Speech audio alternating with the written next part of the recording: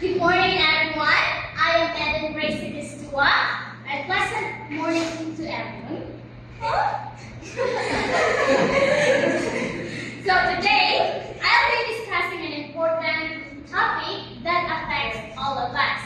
It is financial literacy. Do you know what is financial literacy? Are you literate enough to be Joke!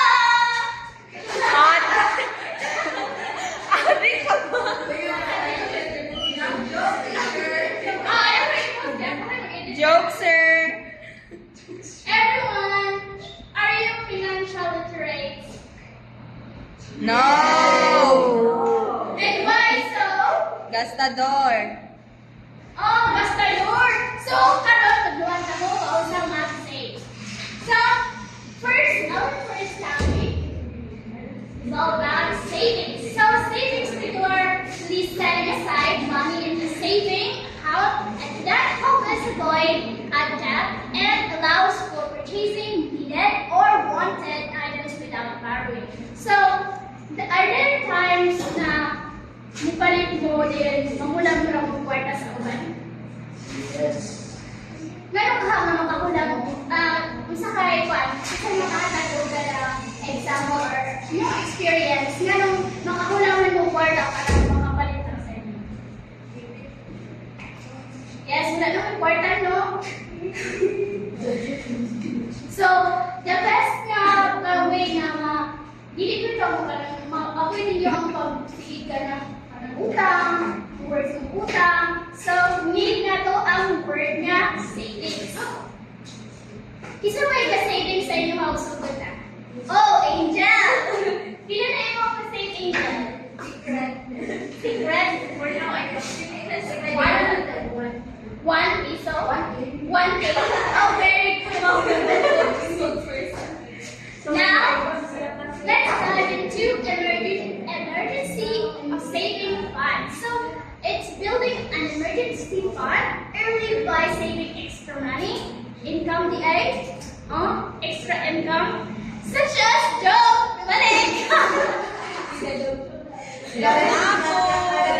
Next, let's dive into emergency saving fund. So, building an emergency fund early by saving extra income such as bonuses or tax refunds provides financial security during an unexpected situation.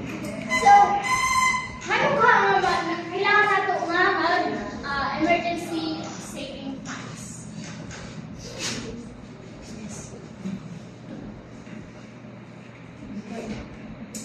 So, gusto mo makapalo? Ano man? Yes,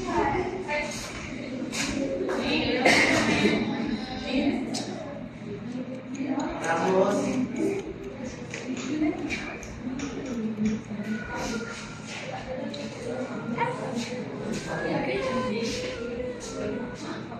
Kisa isunod ni mo, Miss Eden. Si G. Tama lang.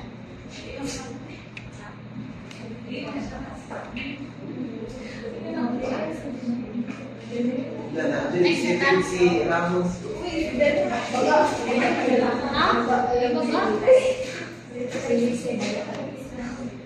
So next, we're going into the 10 reasons why save money. So for you, why is it we need to save money?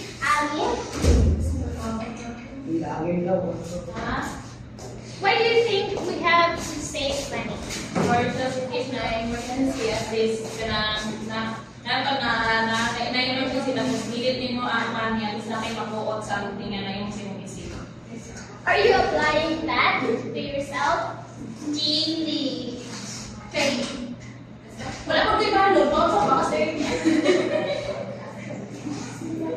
So first, we have here to become financially independent. So to be financially independent is not having to depend on receiving a certain pay, but setting aside an amount to have savings that can be relied on. The example, kung ikaw ka ng employee na mutrabaho ka sa isang company, di ba, sweldoan ka.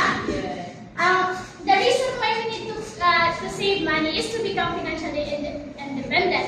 Aron dili na ka magsalig sa kwarta sa imong boss may hatag sa imo ha. So, kung nakasave na ka kayo kayo. So, ang imong buhaton ana is to invest. Diba? Ina naman ang sagaran. The second is to save on everything you buy. So with savings, you can buy things when they are on sale and make better spending choices without being compromised on credit cards, interest, charges. So kung mapalit gali ka, di na ka maguna-una, uy, gamay na ka ang nasa ko, ano ba dito eh? Di na lang sa, kasunod na lang, next time na lang. Yeah. And the third one is to buy a home or a car. Kisa may gusto na upalit ko ganun home o car sa iyo na kamalingon. So, Miss Annie. Oh, tapos si Jovan ko. Gano'n man? Ano ka? Para na rin.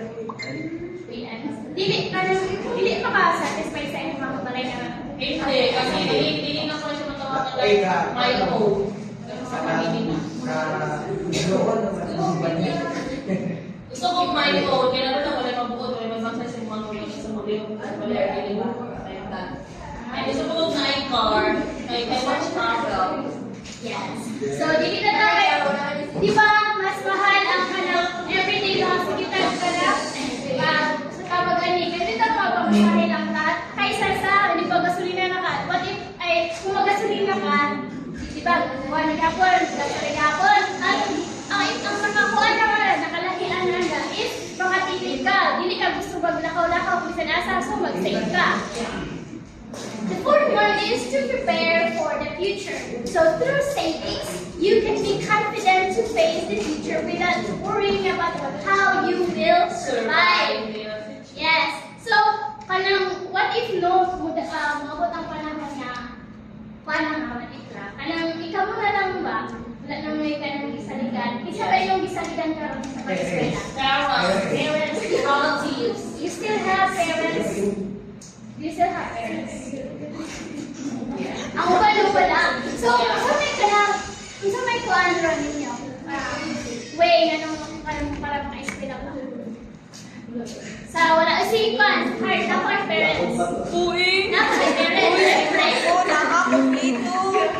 so, what if no, ipagpalagay na lang natin, what if no, sa darating na panahon, in the future, syempre, lahat naman tayo mamamatay.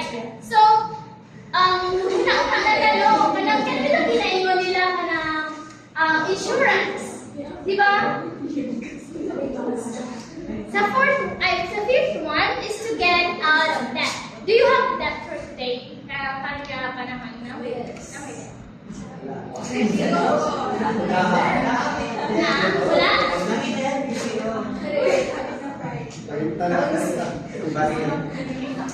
So, if you want to get out of debt, you have to save money.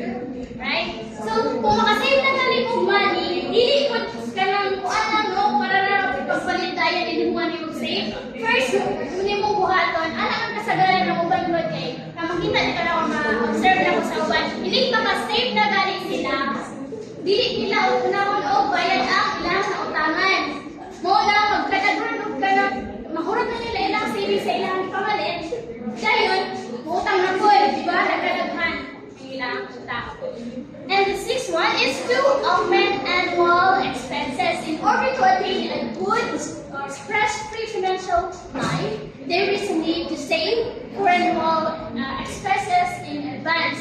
So, in every bansa, karon naman sa akin, pila ito ang tawag ni allowance every month or allowance every week. Ako, wala ko mag-working pero ginagamit ko mama ang kay 1,000. 1,000. So, kung 1,000 naman, pausahan ka ng buwan na, pausahan mo siya i-save para masigaw siya. Wala ko din na safety. So, muna siya ang dapat na to, ikayan. So, first, na ako yung i-tip sa inyong mga ihatag. So, ang inyong paghahaton is to to save first before buying what you want. Yeah. Kaya, kailangan ninyo, guys, ito ganito. Kaya, sir, I save first the money. After that, kung sa'yo mabili, moto ang inyong expenses. And 7, to settle unforeseen expenses. So savings can respond to unforeseen expenses in times of needed. So namin mga panahon nga dili mo mga konman, but if ugma, di ka letragan wala kay kaning mga money karon. Then nana kay payo nga example kuryente sa ba? Emergency. Yeah. So, nakaagi na ko ana. I just want to share this. Yeah. Kaya sa balay mong good, kaya makasay makalimot si mama nga magbili ng kwarta para sa kuryente or dili ba sa wifi na may every month magkuha ng wifi. So, ang mga ko na ay gasave ko. Save ko.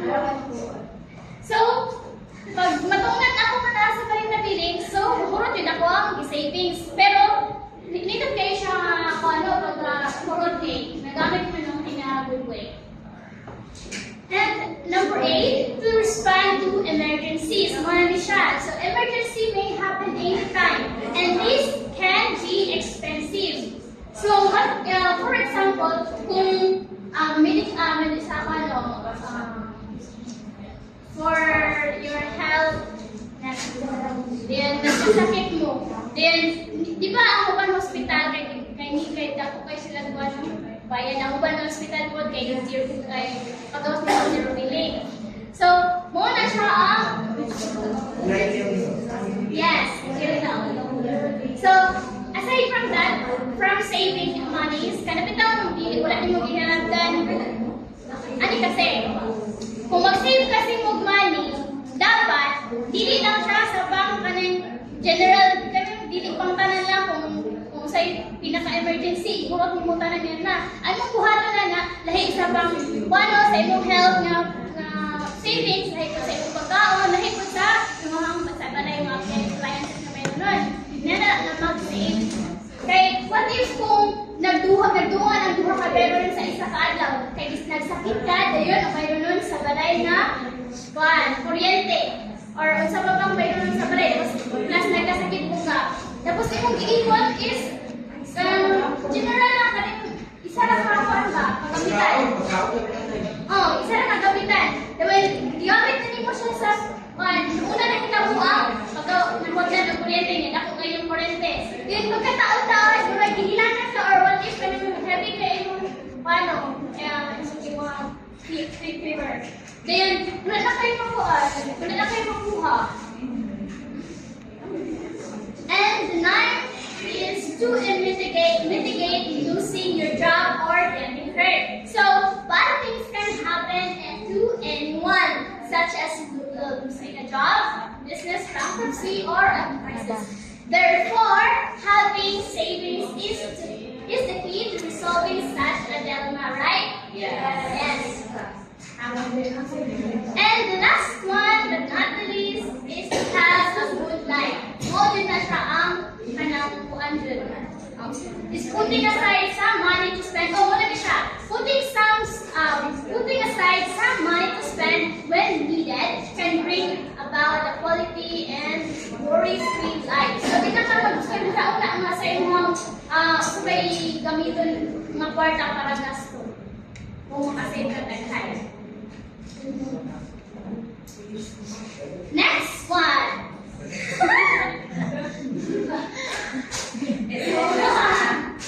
Abig last na.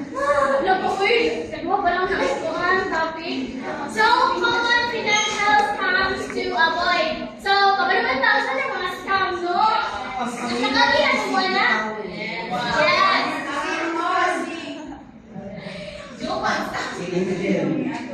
So, para makabalo mo sa mga scams, kailangan i-avoid. So, first, financial fraud can happen to anyone, including teachers at any time. So, teacher na rin ang pinaka-mas, dali mailan ka naman. No? Kaya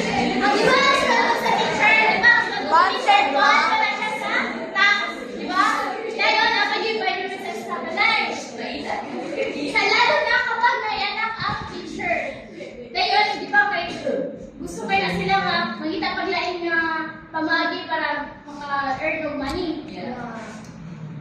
So here are some of the most common financial scams, along with ways to identify them early and how to protect oneself from being victimized. So first is phishing. Phishing first. So scammers send an email that appears to come from a financial institution, such as a bank, and ask you to click on a link to update your account information. Nakaginawa na nag-send na sa inyo. Kasi pagka nag-up-up lang ng ano, ginawa ninyo? Yeah.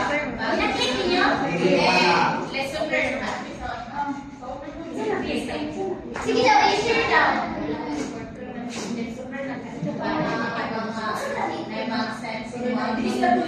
Hello? Balik nag-check ba sa kaligay ng financial institution kita? Ay, kamali na ako. Madawat daw ka sa wiman. Oo. Nakadaw ko itong may time na raw. Lahi sa na. So, ang iyong buwan na na. So, ipo na lang ako. Ignore. Oh, ignore na lang. So, second is the social media scam. Promotion din siya ang pinaka-uso sa ato ang load na kayo, come on. So, scammers use social media to gather information about the traveling habits of potential victims. Ikaw magulo, mahilig ka mag-post, kung saan ikaw nasa duwa, or what happened, parang yung adlaw din, inyo din i-post, or namay ka ng saba. Anong tanong ninyo information, yung edad, yung birth month, yung full name. Sir, bakit? Ano bang ginagamit ng password sa inyong page? Ganang related sa inyong information? Oo.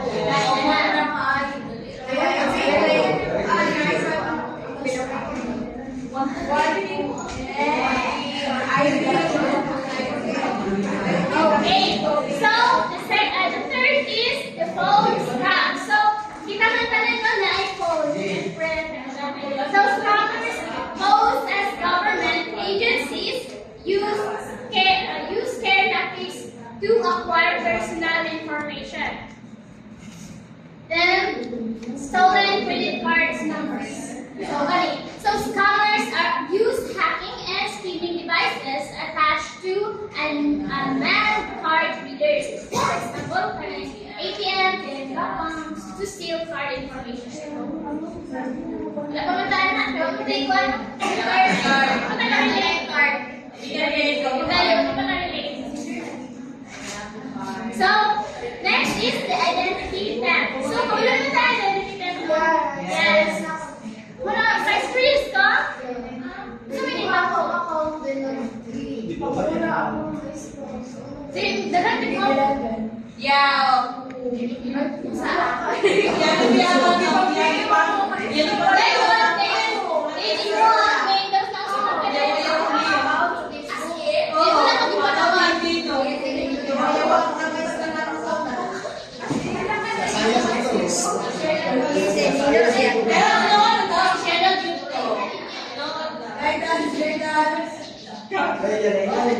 Sige, let's move on na. Let's move on. Next is the 10 tips to avoid common financial scams. So, di na mag-worry yan. Alam na yung tips yan. So, first is never wire money to a stranger. So, kung may kami na, then, hindi ka kakailan eh, maluway ka. So, then, online scams often involve sending money to a known individual.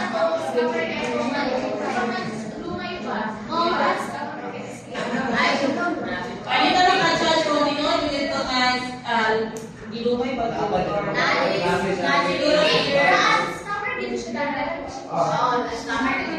Yeah, it's not yung siya, hindi siya gilumay.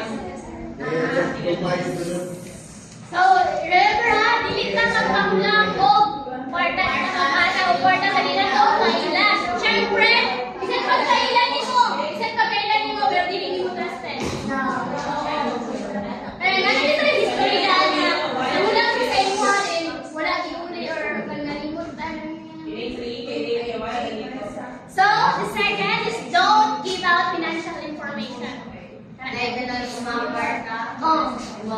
Dili mo kailangan mo mag-flex-flex. Oy!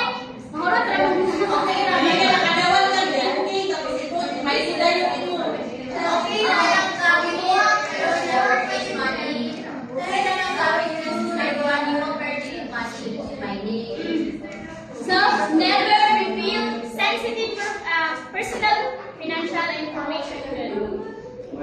So next is never click on my feelings living. Kaya di ba, email? Yeah. So, di ba, nagkakit mo pa pag nila, kaya wala ko kailan.